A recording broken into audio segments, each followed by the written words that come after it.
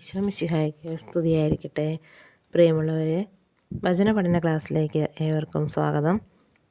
നമുക്ക് കഴിഞ്ഞ ആഴ്ച അവസാനം പഠിച്ച ഒരു 3 വചനങ്ങൾ ഒന്നുകൂടി ഓർത്തു നോക്കാം. റോമ 9:16. അതുകൊണ്ട് മനുഷ്യൻ്റെ ആഗ്രഹമോ പ്രയത്നമോ അല്ല, ദൈവത്തിൻ്റെ ദയയാണ് എല്ലാറ്റിൻ്റെയും അടിസ്ഥാനം. മത്തായി 5:44. എന്നാൽ ഞാൻ നിങ്ങളോട് പറയുന്നു, ശത്രുക്കളെ സ്നേഹിക്കുവിൻ, നിങ്ങളെ പീഡിപ്പിക്കുന്നവർക്ക് വേണ്ടി പ്രാർത്ഥിക്കുവിൻ.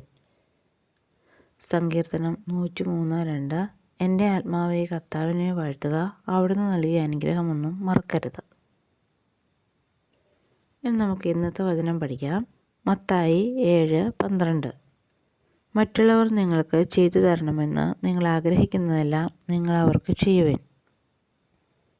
മത്തായി 7:12. മറ്റുള്ളവർ നിങ്ങൾക്ക് ചെയ്തു തരണമെന്ന് നിങ്ങൾ ആഗ്രഹിക്കുന്നതെല്ലാം നിങ്ങൾ അവർക്ക് ചെയ്യുവിൻ. മത്തായി 7:12. മറ്റുള്ളവർ നിങ്ങൾക്ക് ചെയ്തു തരണമെന്ന് നിങ്ങൾ ആഗ്രഹിക്കുന്നതെല്ലാം നിങ്ങൾ അവർക്ക് ചെയ്യുവിൻ. ഇതെല്ലാവരും പഠിക്കുകയും ബുക്കിലേക്ക് എഴുതുകയും ചെയ്യുക. നാളെ മറ്റൊരു വചനവുമായിട്ട് കാണാം.